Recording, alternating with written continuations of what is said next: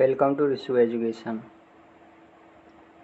और आज हम देख रहे हैं जो अनुसूची हैं उनसे संबंधित महत्वपूर्ण प्रश्न देख रहे हैं। आज हम अनुसूची से संबंधित महत्वपूर्ण प्रश्न, अगर आपने थ्योरी नहीं देखी है तो आप आगे की वीडियो में जाके हमारी में थ्योरी देख सकते हैं। तो चलिए शुरू करते हैं। आज के जो महत्वपूर्ण प्रश्न हैं वो शुरू करते हैं। तो पहला क्वेश्चन अगर हम देखें तो वर्तमान में भारतीय संविधान में कुल कितनी अनुसूचियाँ थीं। तो वर्तमान में भारतीय संविधान में कुल कितनी अनुसूचियाँ हैं तो उसके बारे में ये पूछ रहा है। तो वर्तमान में भारतीय संविधान में अनुसूची 12 हैं। वर्तमान में अगर हम देखें तो 12 अनुसूची हैं। अगर मूल संविधान में अगर हम देखें तो जो मूल संविधान था उसमें 8 अनुसूचियाँ थीं। जब प्रारूप समिति ने बनाया था संविधान तो उसमें 8 ही अनुसूचियाँ थीं, लेकिन जो संविधान संशोधन हुए थे उसके बाद ये अनुसूची बढ़ी थी। 9, 10, 11 और 12वीं अनुसूची ये बढ़ गई थी। अगर हम अगले क्वेश्चन की बात करें तो अगला क्वेश्चन है संविधान सभा द्वारा प्रारूप समिति, संविधान सभा द्वारा जो प्रस्तुत प्रारूप संविधान है उसमें कितनी अनुसूचियाँ थीं। तो प्रारूप समिति ने तो मूल संविधान बनाया था तो उसमें 8 ही अनुसूचियाँ होंगी। तो मूल संविधान है उसमें कितनी अनुसूचियाँ थीं तो उसमें तो 8 ही अनुसूचियाँ होंगी ना।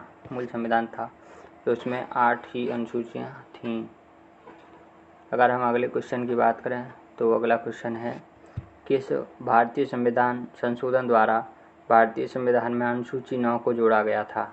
तो अनुसूची 9 को तो प्रथम संविधान संशोधन है ना भारत का, उसके द्वारा ही जोड़ दिया गया था। जो प्रथम संविधान संशोधन है, प्रथम संविधान संशोधन जो कि 1951 में हुआ था। कब हुआ था? 1951 में हुआ था प्रथम संविधान संशोधन, उसके द्वारा जोड़ा गया था। अगर हम अनुसूची 9 की बात करें तो अनुसूची 9 जो कि भूमि सुधार, अनुसूची 9 किससे संबंधित है? अनुसूची 9 संबंधित है भूमि सुधार से संबंधित है। अनुसूची 9 किससे संबंधित है? भूमि सुधार तथा जमींदारी प्रथा से संबंधित है अनुसूची 9। अगर हम देखें अनुसूची 9 में तो अनुसूची 9 में जो तमिलनाडु का आरक्षण विधेयक है, जो तमिलनाडु है ना उसका जो आरक्षण विधेयक है वो अनुसूची 9 में ही शामिल है। अगर हम अगले क्वेश्चन की बात करें तो अगला क्वेश्चन है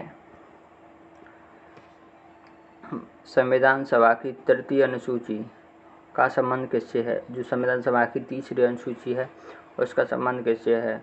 तो अगर हम देखें तो इसका जो सही आंसर होगा जो शपथ ग्रहण है उससे संबंधित है। संविधान सभा की जो तीसरी अनुसूची है, जो शपथ ग्रहण का प्रारूप है उससे संबंधित है संविधान सभा की तीसरी अनुसूची। अगर हम देखें क्या राज्यसभा में प्रतिनिधित्व तो ये अनुसूची 4 से संबंधित है। और भाषा के बारे में अगर हम देखें तो ये अनुसूची 8 से संबंधित है। और महत्वपूर्ण पदाधिकारियों का वेतन अनुसूची 2 में दिया गया है। अगर हम शपथ ग्रहण को अगर देखें तो इसमें क्या है कि केंद्र और राज्य की शपथ का उल्लेख है। इसमें क्या है कि केंद्र है और राज्य दोनों की शपथ का उल्लेख है। केंद्र और राज्य, केंद्र और राज्य की शपथ का उल्लेख है। जो अनुसूची तीसरी है उसमें केंद्र और राज्य की शपथ का उल्लेख है। अगर हम देखें कि जो केंद्र है, केंद्र तो केंद्र में शपथ कैसे लेते हैं। अगर हम पूरी डिटेल्स देखें तो जो केंद्र है, केंद्र में शपथ कैसे लेंगे। तो केंद्र है, केंद्र में कौन होता है? केंद्र में होता है सांसद। केंद्र में कौन होते हैं? सांसद होते हैं। तो सांसद लेंगे अनुच्छेद 99 के तहत शपथ। अगर हम देखें तो मंत्री और जो प्रधानमंत्री हैं, मंत्री और प्रधानमंत्री ये शपथ किसके अनुसार लेते हैं। तो ये लेते हैं अनुच्छेद जो 75 है उसके अनुसार, अनुच्छेद 75 के अनुसार ये शपथ लेते हैं। सर्वोच्च न्यायालय के न्यायाधीश की अगर बात करें CJI यानी चीफ जस्टिस ऑफ इंडिया तो ये लेता है शपथ अनुच्छेद 124 के अनुसार। नियंत्रक एवं महालेखा परीक्षक अनुच्छेद 148 के अनुसार शपथ लेता है। अगर हम राज्य की शपथ की बात करें, राज्य की शपथ की अगर हम बात करें तो जो विधायक हैं वो किसी अनुच्छेद 188 के अनुसार शपथ लेते हैं। और जो मंत्री और मुख्यमंत्री ये किसके अनुसार शपथ लेते हैं? तो ये दोनों शपथ लेते हैं अनुच्छेद 164 के अनुसार, मंत्री और मुख्यमंत्री। और हाई कोर्ट का मुख्य न्यायाधीश शपथ लेता है अनुच्छेद 219 के अनुसार शपथ लेता है। इतनी जानकारी हमको इस क्वेश्चन से मिल जाती है। अगर हम अगले क्वेश्चन की बात करें तो अगला क्वेश्चन है 52वें संविधान संशोधन द्वारा भारतीय संविधान की कौन सी अनुसूची जोड़ी गई थी? तो जो 52वां संविधान संशोधन हुआ था ना 1985 में, तो जो 52वां संविधान संशोधन का हुआ था, तो जो 52वां संविधान संशोधन हुआ था 1985, 52वां संविधान संशोधन 1985 में हुआ था। इसके अनुसार जो 10वीं अनुसूची जोड़ी गई थी, कौन सी अनुसूची जोड़ी गई थी? 10वीं अनुसूची जोड़ी गई थी, जो कि जो दल बदल रोधी कानून से संबंधित है। तो वो वाली अनुसूची किससे संबंधित है? 10वीं। तो 10वीं अनुसूची संबंधित है, दल बदल से संबंधित है। अगर हम अगले क्वेश्चन की बात करें तो अगला क्वेश्चन है भारत संघ में शामिल राज्य और संघ शासित क्षेत्रों का उल्लेख किसमें मिलता है? भारत में शामिल जो संघ है और संघ शासित क्षेत्रों का उल्लेख, तो ये मिलता है अनुसूची फर्स्ट में। ये किस में मिलता है? तो ये अनुसूची फर्स्ट में ही मिलता है।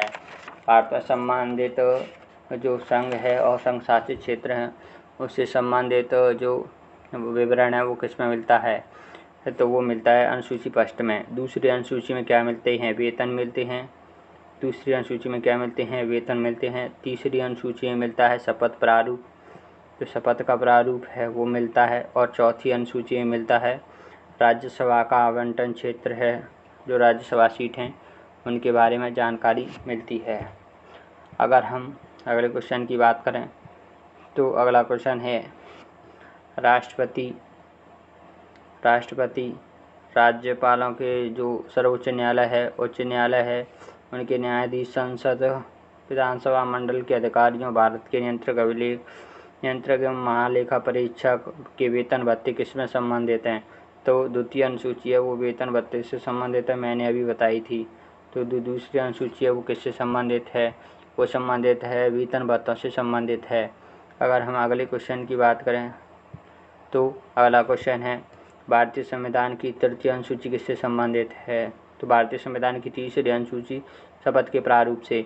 और जो भाषा से संबंधित है वो है 8वीं अनुसूची। और राज्यसभा में प्रतिनिधित्व से संबंधित है 4थी अनुसूची। और नगरीय सुशासन से संबंधित है अनुसूची 12। अगर हम अनुसूची 12 की बात करें तो ये बहुत ही खास अनुसूची है, जो कि जो 74वां संविधान संशोधन हुआ था ना, 74वां संविधान संशोधन 74, उसके अनुसार जोड़ी गई थी। 74वां संविधान संशोधन हुआ था 1992 में, उसके द्वारा जोड़ी गई थी। अनुसूची 12 है जो नगरीय सुशासन से संबंधित है। अनुसूची 12 में वैसे 18 विषय शामिल हैं। तो इतनी जानकारी हमें इस क्वेश्चन से मिल जाती है। अगर हम अगले क्वेश्चन की बात करें तो अगला क्वेश्चन है असम, मेघालय, मिजोरम तथा त्रिपुरा राज्यों के जो जनजातीय क्षेत्र हैं उनकी प्रशासन व्यवस्था किससे संबंधित है? तो उनकी प्रशासन व्यवस्था संबंधित है अनुसूची 6 से संबंधित है। तो उनकी प्रशासन व्यवस्था किससे संबंधित है? अनुसूची 6 से संबंधित है।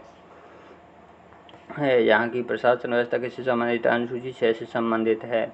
यहाँ पर क्या होता है कि यहाँ पर एक होता है जिला जनजाति परिषद। यहाँ पे क्या होता है, एक जिला जनजाति परिषद होती है जिसमें कि 30 सदस्य होते हैं। इसमें कि कितने 30 सदस्य होते हैं? इसमें 30 सदस्य होते हैं। अगर हम बात करें कि इनके अलावा जो अनुसूचित जनजाति क्षेत्र हैं वो किसमें संबंधित हैं? तो वो अनुसूची 5 में संबंधित हैं। इनके अलावा जो अनुसूचित जनजाति क्षेत्र है वो अनुसूची 5 में संबंधित है। इसमें क्या होता है कि 20 सदस्यों की जनजाति सलाहकार परिषद होती है अनुसूची 5 में, 20 सदस्यों की। इसमें क्या है 15 सदस्य अनुसूचित जनजाति को बनाने वाले हैं तथा 5 सदस्य कोई भी हो सकते हैं। राज्यपाल इन क्षेत्रों की जो प्रशासन व्यवस्था है उनकी रिपोर्ट प्रत्येक वर्ष राष्ट्रपति को देता है। अगर हम अगले क्वेश्चन की बात करें तो अगला क्वेश्चन ख़त्म हो गया। तो दोस्तों, अगर ये वीडियो आपको अच्छी लगी हो तो इसे हमारे चैनल को सब्सक्राइब ज़रूर करें और इस चैनल को शेयर करें, लाइक करें और जो बेल आइकन का घंटा है बेल आइकन का घंटा उसे बजाना ना भूलें, यानी कि उस पर क्लिक करें और नोटिफिकेशन को ऑल करें। थैंक यू दोस्तों। जय हिंद, वंदे मातरम।